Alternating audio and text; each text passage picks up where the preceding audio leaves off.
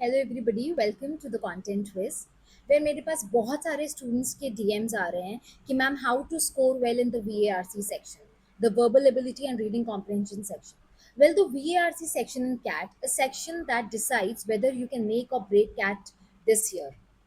तो बहुत सारे स्टूडेंट्स के बहुत सारे क्वेश्चंस होते हैं, बहुत सारे प्रॉब्लम्स होते हैं, बट अगर उनको कंपाइल किया जाए तो वो कुछ 3-4 प्रॉब्लम्स में ही सेग्रीगेट कर सकते हैं। पहली प्रॉब्लम होती है, मैम मैं पैसेज पढ़ तो लेता हूँ लेकिन इतना बोरिंग लगता है कि समझ ही नहीं आता है। कुछ कहते हैं कि मैम मैं पैसेज पढ़ लेता हूँ बट टाइम पे फिनिश नहीं कर पाता, और कुछ दो ऑप्शंस के बीच में ही अटक के रह जाते हैं, वो एलिमिनेशन मेथड फॉलो नहीं कर पाते हैं। तो ये अगर आप इनमें से कोई एक प्रॉब्लम से स्ट्रगल कर रहे हो, then this video is for you. But you know what, here's the truth. VARC is not about how much English you know. It's about how smartly you can tackle the RC's verbal ability and time pressure under the exam clock. VRC को design ही किया जाता है एक trap के तरीके से, ताकि passage आपको बोरिंग लगे, आप ऑप्शंस के बीच में ट्रैप हो जाओ और आपके ऊपर टाइम प्रेशर इंक्रीज होता जाए। बट अगर आप स्मार्ट एक स्ट्रैटेजी फॉलो करते हो तो यही सेक्शन आपको सबसे ज़्यादा एज दे सकता है। Think about it this way, 40 minutes में आपको 24 क्वेश्चंस करने हैं। आउट ऑफ दोज 24 क्वेश्चंस आपको सिर्फ अटेम्प्ट करने हैं 15 to 17 questions with high accuracy. तो आप इजीली 99 परसेंटाइल टच कर सकते हो। So the game is not about attempting all the questions. The game is actually about choosing the right passage, using smart elimination, and practicing consistency every single day. तो जो सबसे पहली problem है वो है, RC passages seem to tough और बोरिंग। Students के बहुत सारे मैसेजेस आए हैं कि मैम आरसी का पैसेज हमें समझ ही नहीं आता या फिर बहुत बोर करता है। Only for those 40 minutes you need to read that passage. तो पहली स्ट्रैटेजी जो है वो यही कहती है, डोंट मेमोराइज द पैसेज। आप पैसेज को या फैक्ट्स एंड फिगर्स को प्लीज मेमोराइज मत करो, only grasp the author's point of view. आप हमेशा ये चीज़ पूछो अपने आप से, ऑथर की टोन क्या है और ऑथर मुझे क्या समझाने की कोशिश कर रहा है। ये मेन आइडिया का क्वेश्चन आराम से क्लियर हो जाएगा। दूसरी स्ट्रैटेजी है, use paraphrasing technique. Paraphrasing technique का मतलब होता है कि आप हर पैराग्राफ को पढ़ने के बाद उसको अपने वर्ड्स में पैराफ्रेज कर रहे हो, अपने वर्ड्स में रीराइट कर रहे हो। अगर आपका पैराग्राफ 6 से 7 लाइंस का है तो आपकी पैराफ्रेजिंग 1 से 2 लाइन की होनी चाहिए। ये आपको समझाएगी कि आपको वो पैराग्राफ कितने अच्छे से समझ में आया है, which is going to help you answer the questions. Third strategy है आपकी एलिमिनेशन स्ट्रैटेजी। कोई भी आरसी क्लियर करने के लिए बहुत ज़रूरी है एलिमिनेशन मेथड क्लियर होना।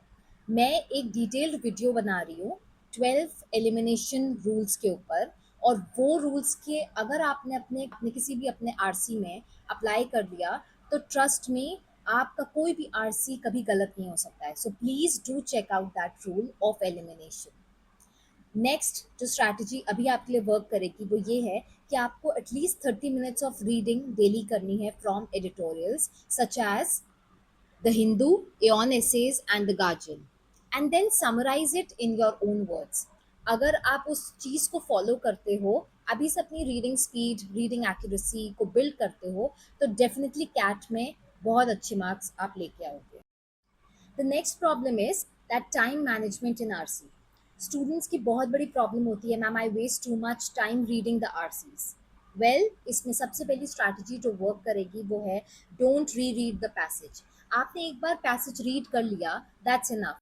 एक बार की reading and then go for the questions. Also याद रखना, कैट में सबसे बड़ी स्ट्रैटेजी जो वर्क करती है वो ये वर्क करती है कि आप पहले क्वेश्चंस रीड करोगे, उसके बाद पैसेज रीड करोगे। ये स्ट्रैटेजी हमेशा वर्क करी है और हमेशा 99 परसेंटाइल को अचीव करने में इसी स्ट्रैटेजी ने बहुत हेल्प की है। दूसरी स्ट्रैटेजी है, यूज़ द 80-20 रूल। अब 80-20 रूल क्या है? 80% आपका टाइम जाना चाहिए reading the passage and 20% time जाना चाहिए रीडिंग द क्वेश्चंस। ऐसे आप टाइम सेव कर पाओगे। और थर्ड स्ट्रैटेजी जो है वो है, start with your comfort zone. आपका जो भी नीश कंफर्टेबल आपको लगती है, फॉर एग्जाम्पल किसी को फिलोसफिकल पैसेजेस बहुत अच्छे लगते हैं, किसी को हिस्ट्री रिलेटेड अच्छे लगते हैं, किसी को साई-फाई अच्छे लगते हैं, किसी को एब्स्ट्रैक्ट पैसेजेस अच्छे लगते हैं। आपको जो भी पैसेज अच्छा लगता है आप प्लीज़ उससे स्टार्ट करो, सो टू बिल्ड द मोमेंटम। एक बार वो कॉन्फिडेंस गेन हो जाएगा, एक बार आप उस रूटीन में आ जाओगे रीड करने के, तो बाकी पैसेजेस भी इजीली रीड हो जाएंगे. Now the problem number 3 says that I get stuck between two close options. Students हमेशा यही बात मुझे बोलते हैं कि मैम मैं दो ऑप्शंस हमेशा समझ जाता हूँ, ये बिल्कुल आना ही हो सकता है, बट दो ऑप्शंस इतने क्लोज होते हैं कि मैं हमेशा अटक जाता हूँ और यूजुअली वो ऑप्शन मार्क कर देता हूँ जो मुझे लग रहा था कि शायद गलत है, बट फिर भी मैं उसके साथ चला गया. इसमें सिर्फ एक परफेक्ट स्ट्रैटेजी काम करेगी, वो है द एलिमिनेशन मेथड स्ट्रैटेजी. कि मैं एक वीडियो बनाने वाली हूँ एलिमिनेशन मेथड स्ट्रैटेजी के ऊपर. आप प्लीज़ वो वीडियो देखना.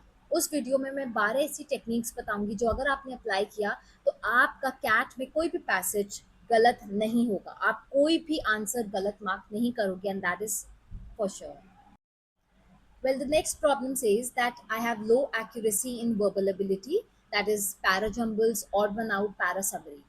स्टूडेंट्स की प्रॉब्लम है कि मैम ये सब चीज़ें गेस वर्क पे चली जाती हैं और ऑप्शंस और आंसर्स हमेशा गलत हो जाते हैं. इसकी एक स्ट्रैटेजी है.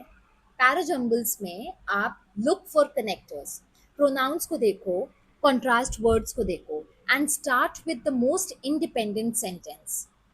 For odd one out, find the sentence that does not link logically to others.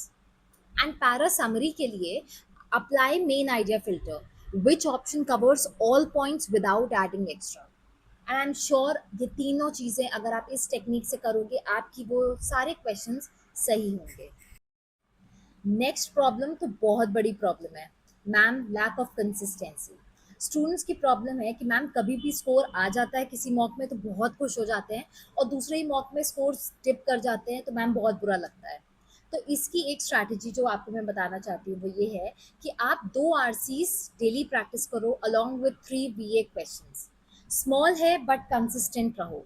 Next is give sectional test every Sunday, और उसमें देखो कि आप किस चीज़ में फॉल्टर कर गए हो. And third is maintaining a VARC error log. ये एरर लॉग एक्चुअली क्या है? ये एरर लॉग कुछ बहुत साइंटिफिक नहीं है, रॉकेट साइंस इसमें बिल्कुल भी इन्वॉल्व नहीं है. एरर लॉग का मतलब होता है कि आप कितने क्वेश्चंस अटेम्प्ट करते हो और उसमें कितने क्वेश्चंस करेक्ट हैं और कितने इनकरेक्ट हैं. इनकरेक्ट हैं तो क्यों इनकरेक्ट हैं, क्या ऐसा रीज़न था जो वो आपने ऑप्शन मार्क किया और अब आपको समझ में आ रहा है कि अच्छा ये गलती मैं दोबारा नहीं करूँगा. आप अपनी मिस्टेक से ही आगे इम्प्रूव कर सकते हो. इसीलिए मैंने आपको बोला था कि कोई भी मॉक दो उसके बाद एनालिसिस बहुत इंपॉर्टेंट है. जो बच्चे एनालिसिस करते हैं वो डेफिनेटली टॉपर्स निकलते हैं, और जो एनालिसिस नहीं करते हैं you know well. Problem number 6 है exam pressure and panic. Students की सबसे बड़ी प्रॉब्लम है मैम एग्जाम हॉल में पहुंचते ही ना मैं सब भूल जाता हूँ. इसकी एक स्ट्रैटेजी ये है कि आप जब मॉक देते हो तो प्लीज़ वैसे ही एम्बियंस अपने अराउंड रखो जैसे मॉक में, जैसे आपके कैट के दिन होगा, which is 40 minutes timer and no distractions. Second is start with your strength area to boost confidence. आप प्लीज़ अपने स्ट्रेंथ एरिया से स्टार्ट करो ताकि आपका कॉन्फिडेंस बूस्ट हो. वो वाले RCs उठाओ जिसमें आप कंफर्टेबल लग रहे हो. वो RCs को टॉपिक चूज करो जो आपको लगता है कि अच्छा ये मेरे से थोड़ा सा रिलेटेबल है. और थर्ड है, हमेशा याद रखना कैट में accuracy is always greater than attempts. Even if आप 15 to 17 क्वेश्चंस हाई एक्यूरेसी के साथ अटेम्प्ट करते हो, आप इजीली 99 परसेंटाइल अचीव कर सकते हो. CAT VARC is not about how much English you know. ये एक बहुत स्मार्ट तरीका है ये बताने का कि आपने जो स्ट्रैटेजी सीखी है वो आप कैसे अप्लाई कर सकते हो, और अंडर टाइम प्रेशर आप उस चीज़ को कैसे टैकल कर रहे हो. Read daily, practice smart and analyse mistakes, and most importantly stay consistent. आप छोटे टारगेट्स उठाओ लेकिन कंसिस्टेंट रहो. डेली के डेली आप टास्क प्रैक्टिस करो. November 30th is your D-Day. Make every day count. If you really liked the video and found it useful, then please subscribe to the Content Wiz. और ऐसी ही बहुत सारी strategies मैं post करती रहूँगी. Comment section में मुझे प्लीज़ बताना आपकी सबसे बड़ी स्ट्रगल VARC को लेकर क्या है, मैं उस पर भी एक वीडियो ज़रूर बनाऊँगी.